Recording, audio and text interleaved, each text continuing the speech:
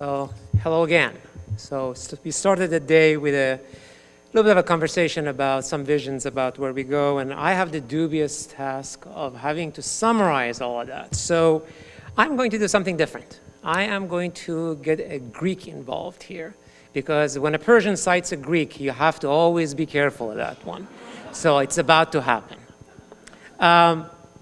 There is an individual by the name of Kavaratzis, and I hope I didn't mispronounce his name because that could be the beginning of another war between the Persians and the Greeks.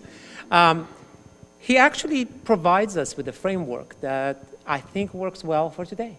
It tells us about something that happened and the sort of conversation that began here.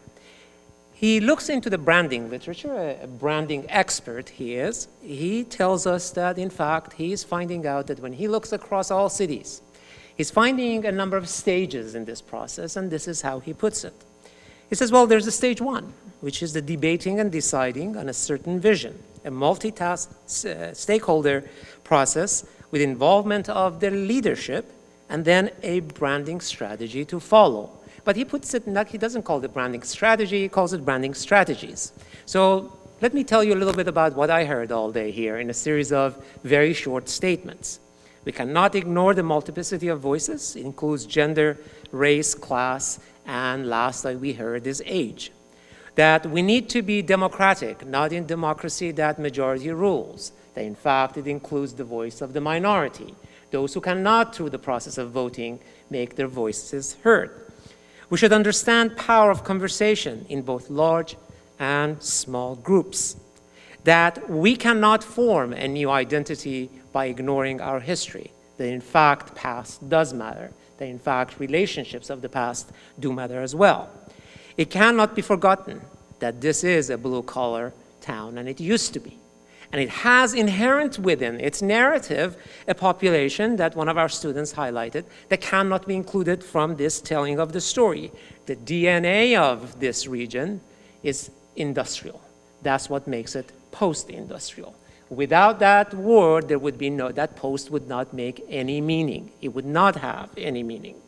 That the role of the leadership and their sustained attention to the idea of creating a vision matters. Brand is not a product, it's a process. This is what Fern started telling you first thing in the morning. That in fact, it's about envisioning. It's not about a tagline. It's not about what stays in Vegas, what happens in Vegas stays in Vegas. We hope that what happens in Tacoma gets out of Tacoma, right?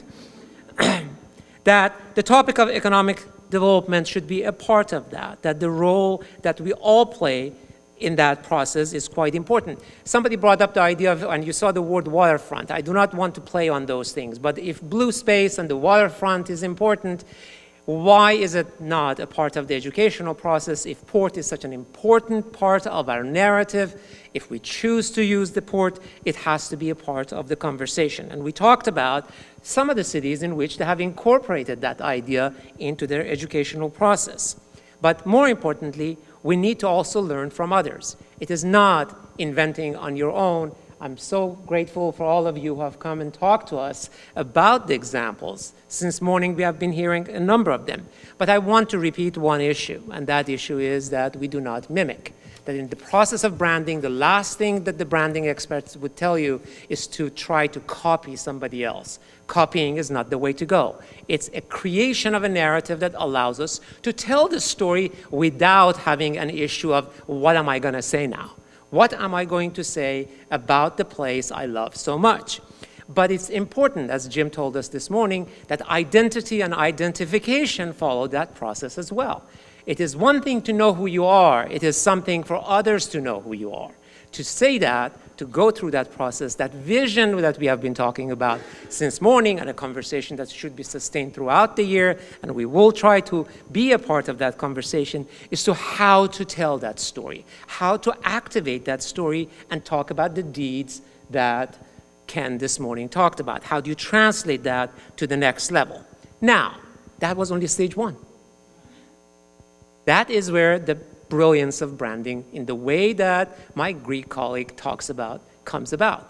It's a long conversation before we go to a stage two. That stage two, and I'm going to have a good task of telling you what he tells us to think about.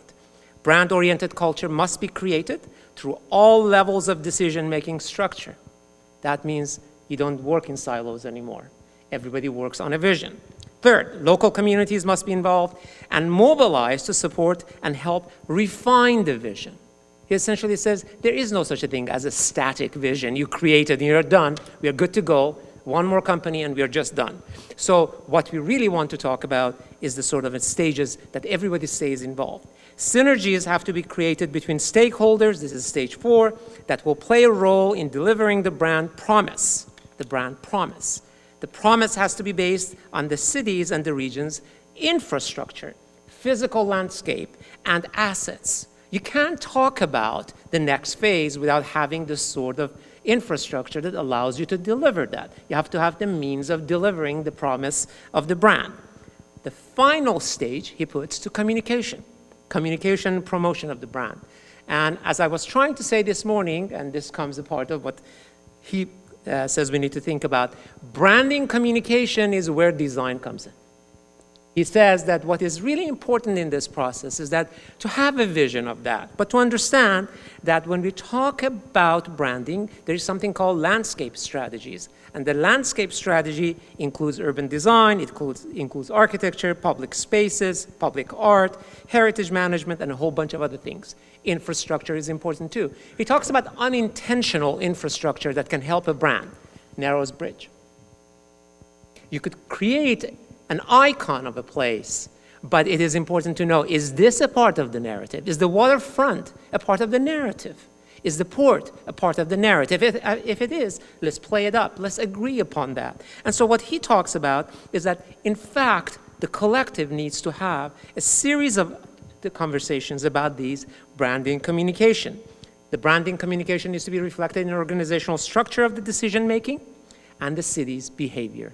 The city's behavior, he tells us, includes the leadership and everyone who lives in it. We all collectively speak to those sets of identities. On that note, I need to tell you that we are trying to sort of start the conversation. We are still in stage 1, but what comes next in terms of our sort of initiation of a conversation, we are a part of this conversation. We see ourselves as stakeholder here, and we want to be the university that can play the role as well. And that is that we will have, on March 12th, right, it's in front of you, we'll have a conversation about the role of governance. What does it really mean to have an inclusive, place-based city?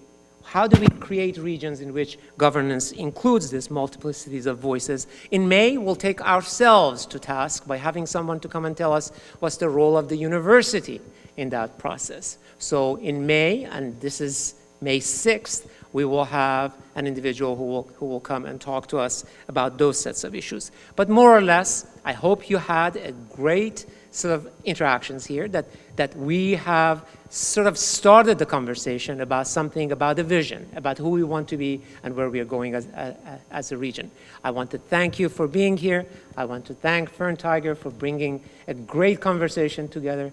And I want to thank all the presenters who gave us some examples of what happens, but in the end, Tacoma and the Pierce County and the South Sound region has a task that I hope it will be sustained in conversations in days, months, and years to come. Consider us your partner. Thank you for being here, and we'll see you next time.